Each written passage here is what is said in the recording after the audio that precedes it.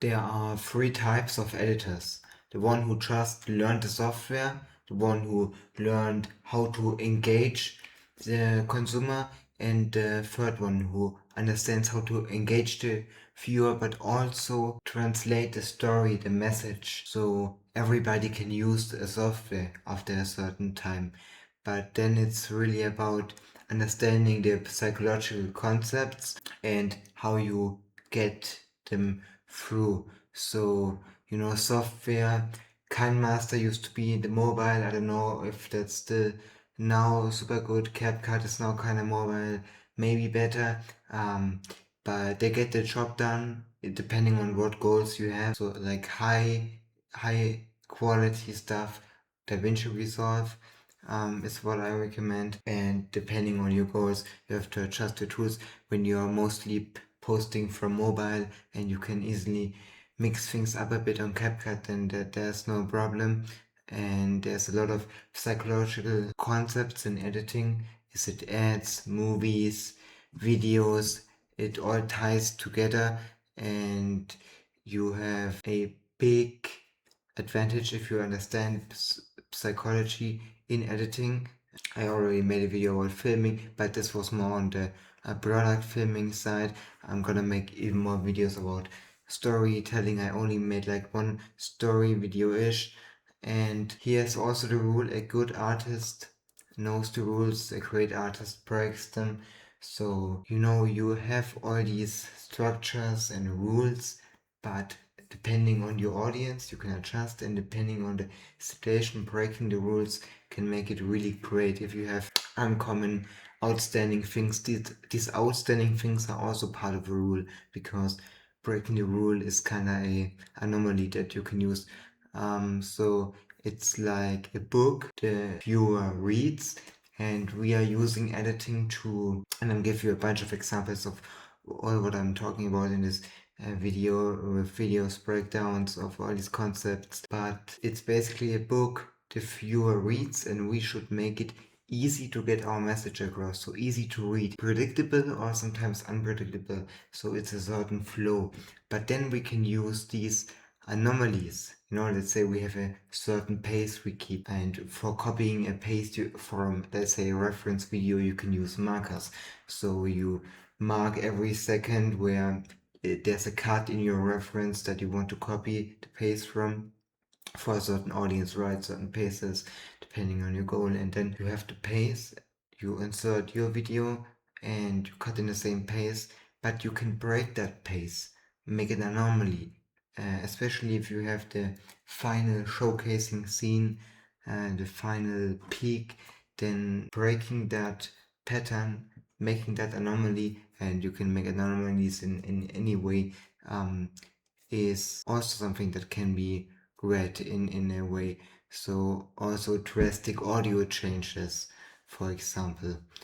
So we changed the rhythm to highlight something. So usually pace, if we pace and the pacing is always stays the same. So in most product videos we have the same pacing. We have a 3-second clip, then a 3-second clip, or 1.5, 1.5, 1.5, and then we usually use the hard cut, right?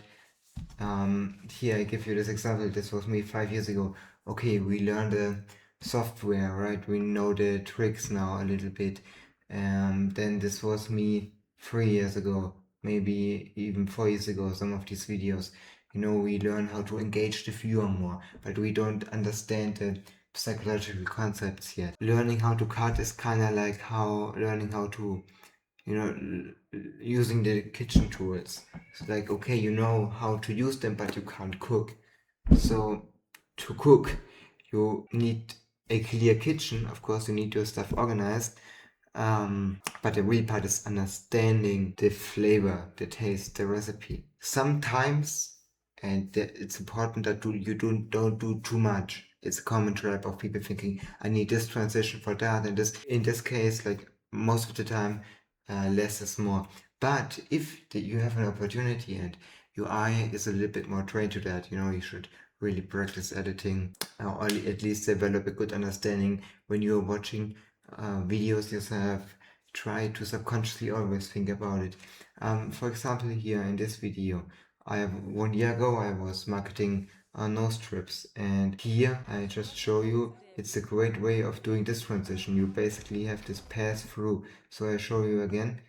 I zoom in, we have it on the right side, it always stays in the same position, but basically the background changes.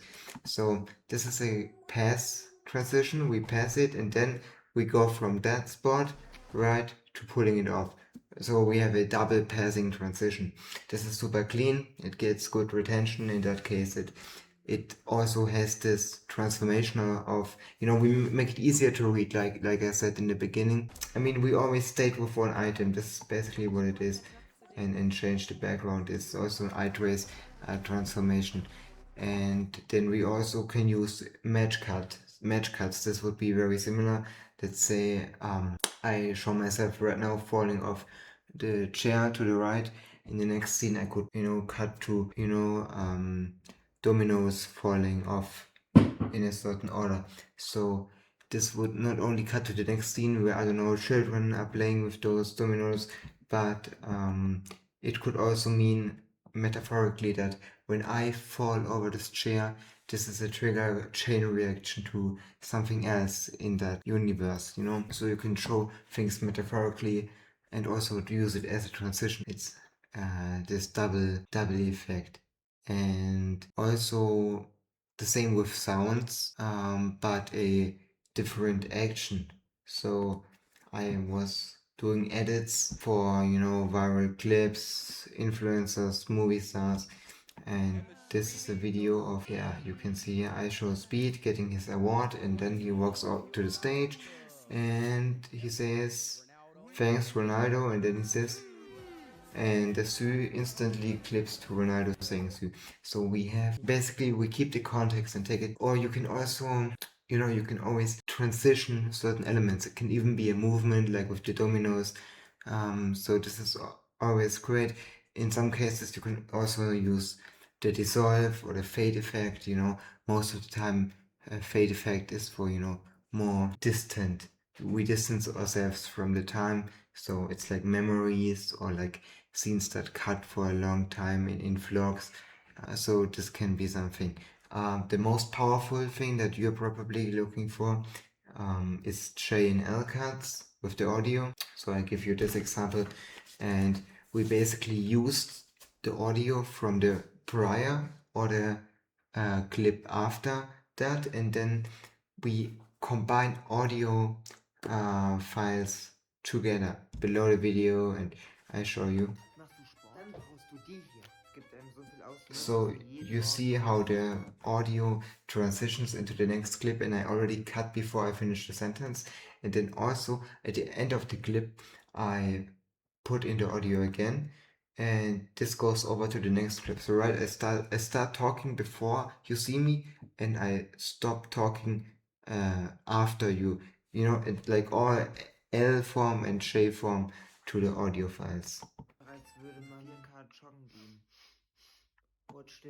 And now you also saw how the music stopped abruptly. That's also what I talked about with this. Watch this, and now the focus, the entire pace is broken. It's super useful, and these are mostly jump cuts. So we all have like the same background, right? It's the same background, but in this case I actually jump, but something changes, but the background stays the same. And we have this pace build up, and then the pace drops at the end. This is the same with audio, right? If you have a dialogue, so the one that is, if the dialogue is super aggressive, if a few breaks only and it switches all the time, then it's these people are talking against each other. If you have a dialogue and there's a longer pause at the end, then it has more impact. When I tell you your parents are super disappointed in you, it has a deeper effect, as if I were to instantly start talking again. Always the break that gives you the power, it's the pacing. Pacing is very important, with audio, with video, and the longer silence gives you more power, but also whatever is in the frame gives you more power. So if you watch an interrogation, and there was a study done on this, every time the camera was only on the suspect had more power. Same reversed, detective had more power. So the next thing is, especially when we are doing videos for products, it's the most common. Zooms, zoom in, zoom out. Zooms emphasize something. You use a zoom in to emphasize something. When we get later to an example of emphasizing a certain movement. And zoom out are used to either at the beginning, let's say we are zoomed in on a car and then we zoom out, so your focus is gonna be on this random blue car in this whole traffic from bird's view perspective. So you can instantly tell if you're where to shift the focus in a big city just by keeping, zooming out of that at the beginning. Or zooming out can also distance yourself from something. It can make things less important. If you are like walking somewhere and then you zoom out and everything's so big, all of a sudden you walking is not the most important thing in the scene. So zoom in, zoom out. I can give you an example of how you can also use cut zooms. So it's not a dynamic zoom in, but it's like zoomed in, not moving. And also the speed of the zoom in can change. So you can have more slower zoom in, then you get faster. So all this pacing, you can mess around with that, and sometimes it's even a dynamic zoom. So you have like a spontaneous zoom, like you would in selfie. I got an example for that later. So this is an example, contrast video Bible. I zoom in to emphasize movements. Look, see that? While I put in the pens, I emphasize that movement with cuts in that get closer, but I could also, like now, zoom in. I hope you saw that. Zoom in while I get through the notes, sticky notes. So I emphasize my behavior by using the zooms. You cannot just use the dynamic zooms, but you can, like the dynamic zooms, if you have something really spontaneously zoomed that doesn't look static or clean, that's gonna make it look more like a documentary, more live, more spontaneous, more in the scene. And it's gonna give you the ability to focus on certain details. Like if you have a POV shot, POV shots, me sitting here, and then I could, show you POV shots, small zooms of small details. Or like if I'm nervous and I tap my finger all the time on the table, then I could make like a small zoom on my finger. And these small details can also be used, for small effects like flashing someone's thoughts, flashbacks, old memories, going through them very fast. And not just the zoom speed, but also the change of speed. So chaotic zooms, and how fast was the zoom in the last clip and how fast is it now. I feel like in the product marketing space, a lot of people, they use just randomly zoom in and zoom out, and changing it every clip, but actually try to focus on, when you emphasize movements, zooming in and zooming out have completely different moods, and don't be predictable. If you are too predictable, then the viewers stop paying attention because they think it's not, I already know what's gonna happen, So always try to, if you really want attention, you see this with people. If I were to make a hard cut right now, and then, be like this in front of the camera, or be like shaking with the POV selfie camera like this, and be like right in front, and all of a sudden my voice changes from this calm to like, yo guys, no, or I would say something and then I would be like, this is complete bullshit, in the next clip, like super hard cut, and all of a sudden you get more you're not easy to calculate, you can change some style, some momentum, and every good clip, this is the next thing, needs a good build-up. I made a mistake hundreds of times. I uploaded good shorts with like good edits, but they didn't have a build-up. They didn't have anticipation. They didn't have contrast. They were saying nothing. You can't just show something. You always need a build-up. It's like you don't want to drop the golden carrot, right in the beginning. I want to just show you a video I edited. It has a few lessons. First lesson is the face tracking I talked about. Tracked Tom Holland's face. And here, I hope you can already see it. Subtitles, good. Never cut the name into two. And when you use subtitles, try sometimes, it's a good opportunity to convey the emotion with the kind of subtitle that you use. So if you see this, he's gonna say emphasize or not reminisce. He's gonna say reminisce, and this reminisce I kind of made it so, like a little swirly, just like the dreaming. You can see it in the subtitle right here. Okay, it was a bit shaking. So now again I'm using zoom ins.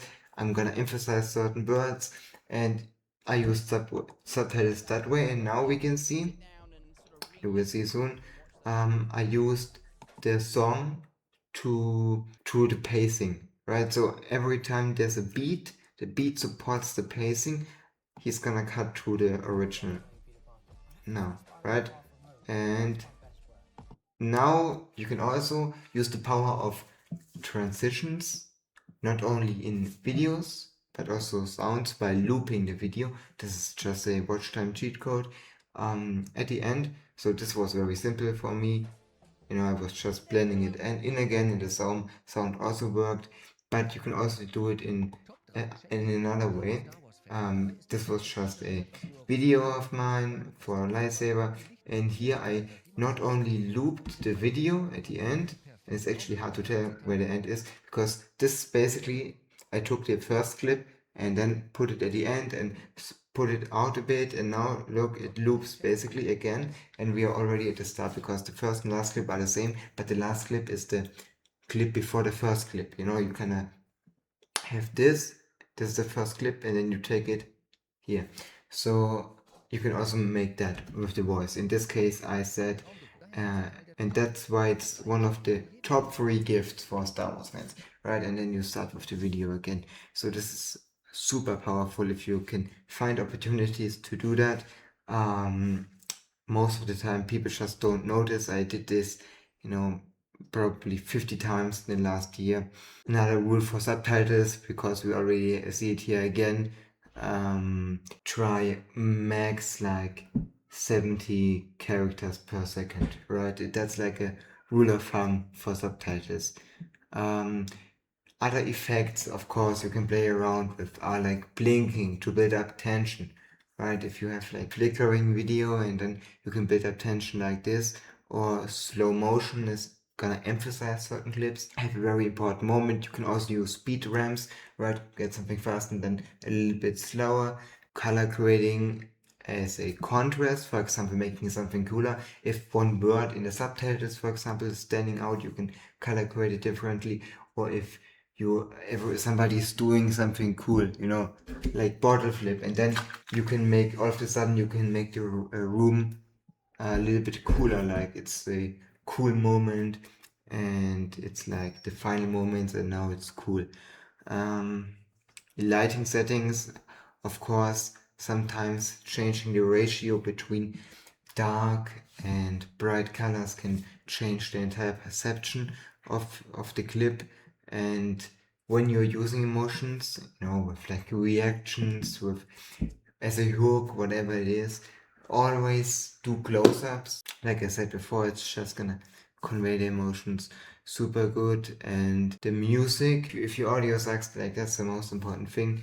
The music always has to support and emphasize the pacing with the beats, as I said before, but also with anticipation, and make the flow easier to read. For example, in movies, characters always have a theme song. You always know, okay, now it's time for him. Or you can always use that for your own videos. Certain phases, certain systems in your videos have certain sounds. You can also use whoosh sound effects for transitions. You can use, if you pop something on a screen, like a pop sound effect. And also if your video has good original sounds, you can use that too. I, for example, had these nose strips, right? And I mean, when you have a good sound there, then why not use it? If it makes a good sound of you putting the nose strips up, it's like ASMR, then why not? And here, in this case, I want to a little bit just analyze the video with you. I think it's very valuable. As an example, what I would improve now, 1 year later, of course, hooks. What can you use it as hooks? Like shocking things, random things, out of context. Maybe teaser things, what, like foreshadowing. And here in this case, it's okay. And I'm like, what the fuck, why is this guy? And now the zoom. Okay, I'm putting this thing on. I have this spontaneous zoom. That's okay, but I would have probably put more emotion in my face, because the close-up that I talked about with the emotions, let me listen to. Yeah, that's the next thing. You see this transition here when the sound is like on its peak beat and it's like boom right before the final beat. Then I have this drop in transition. It's just gonna emphasize the final moment. And now, okay, we have a little bit emotion, but it kind of sucks. Okay, now we got this transition again at the end. It was kind of lazy, but I was also pumping out 6 videos a day, so I only had like this lazy loop transition. You could have done a better job with that, but yeah, the speed was also not necessary. You don't want to change up the speed of the video too randomly. It's just looking weird. You can do speed ramps, but other than that, don't repeat your audience thoughts. That's interesting, because sometimes you can't know, but you can also try to trick your audience. Just don't make it like a YouTube Kid video. These YouTube Kid videos, they repeat like for the 5-year-olds watching what they now think. It's kind of like, don't post it like that. Think about what the audience thinks, and then you can basically, it's like self-explaining, I think. And your sounds can also highlight the actions, right? So I could do, when I would make these movements, I could make like pop sounds, or like whatever fits to the motion. It can also change your perspective. So if you put a clock ticking sound in the background, the clock ticking is gonna remind the viewer of time passing. So it can change the entire perspective of that clip. Christopher Nolan, he had this time ticking in the song from where in Interstellar, where they were going on the planet, and for every tick, I don't know, 1 day passes on Earth or something like that. You can use sounds in more ways than just trying to put on the most trendy sound. And they change in sound, as I said, going from talking calmly to making completely, complete changes. It's always a change in something that we notice. For POV movements, if you really want to emphasize certain movements, like me, grabbing something, or when you have a scene of someone running through the grass, if you want to focus on the landscape, then you wouldn't, let the viewer listen to the feet going through the grass. But if you want a more intimate version of the character and their POV, then this could be something. It's just all ties together. You think I'm talking about movies, but then I'm gonna use the exact same concepts that I showed you right in the videos, right? So it's like psychology, humans stay the same. And then you can also play around a bit with the composition. So there's the rule of thirds, right? Like positioning yourself correctly, especially on, social media. We got always this user layout where you should focus on not getting into the user interface, but also the rule of thirds, positioning. I sometimes mess this up a lot, positioning your objects in these thirds. Videos in the 69 format is also the same thing. Something that is very symmetrical is gonna feel organic, balanced, calm, and then you can use that contrast again and show some asymmetry. How I would go about cutting the video actually is, because the order is very important, because At the end of the day, your software is like a kitchen. You know, you have the audio tracks, the media files organized. And what I would do, just to get into practical stuff actually a bit, cut out all the big chunks. And then, like, what you don't need. So you have like clear things that you want to include, then try to put it in a good order where you have a story. Everything is a story, even if it's a product video. Then if you have that, if you have the pacing, with like put, of course, first put on this the song, like, yeah, the pacing if you have any for your product video in that case, but also, you know, if it's anything else, like try to make a good video pacing, if even if it's a 20-minute video. And after that, you know, make the final cut for the pacing, and then you can do things like zooms, b-roll, sound effects, text to emphasize the stuff, all that extra stuff. When adding a second layer, stay consistent. So let's say I show you something on screen right now. It's a picture or it's a text. Just stay consistent with the length you put it in the video, because the viewer wants an easy read. And if I put something in for 5 seconds, then the next time 3 seconds, then 1.5 seconds, you're gonna be like, what the fuck? Okay, now I have to pause every time, so I'm sure I can read this. Or, you know, you kind of have to give the viewer a clear estimation of the length. Like, you have to be predictable in the sense of easiness to read, but you don't have to be predictable in the sense of content and storyline. I hope that's clear, because that's what's like pacing and how to frame it, because your final creation gets formed 3 times. The first time is when writing the script or when you're coming up with your idea. The second time is when filming, and the third time is with editing. Right? Because I came up with this idea for the video, I was like, it's gonna be a chill video, I'm gonna talk about my editing experience a bit and some examples. Then now I film it. I could have made this video entirely different filming it, you know. I could have said I'm gonna run around, or I could talk more with examples, so I could sit on my phone, do live editing. And now when I cut it, I could even do more. I could cut it, but I understand my audience and kind of want to feel this more authentic. And I'm also not pushing that hard, to be honest, right now. You can, for example, do a little zoom in. So you can signal the viewer, because it's always about subconscious signaling.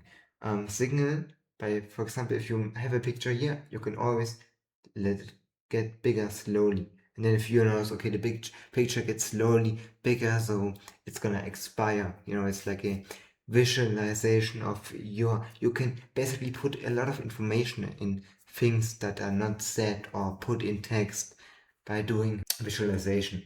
You know, you can put, but just by knowing where to shift the focus, what to show and what not show yet, you know, what to let the viewer anticipate, where to put your video camera angle, where to cut to, what pace, what has power in the video, what has movement, in what relationship are these.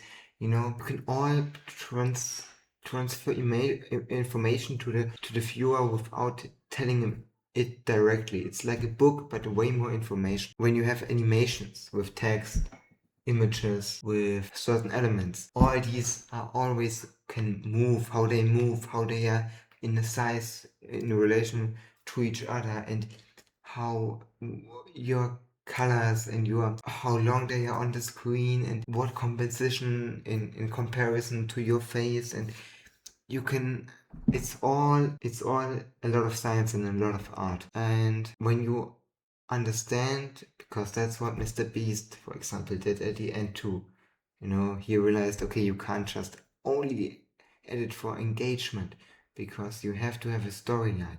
If you want to show size, you show at the beginning the entire arena he built. Or if you want to say, oh, that's very sad, and you have to always show what you tell, and then show a sad situation. You have to, how do you show a bond between two people? It's difficult, because power imbalances due to editing. How do you show a bond? You have to say certain words while showing certain things. You have to put the right framing. You have to build tension. You know, maybe you use fast cuts. Maybe you emphasize certain moments with slow motion. You know, somebody gets disqualified. you have to decide what audio to combine with what video at what moment. You can play around with the entire timeline. Christopher Nolan, genius when it comes to timelines. Oppenheimer or I don't know, his movie, one of his first movies, something like that, Memento. He can play around with timelines, and most of the time editing is really overlooked when it comes to that. Like, you can really learn how to cut out all the space, how to make some engaging zooms, some text, throwing them on the screen.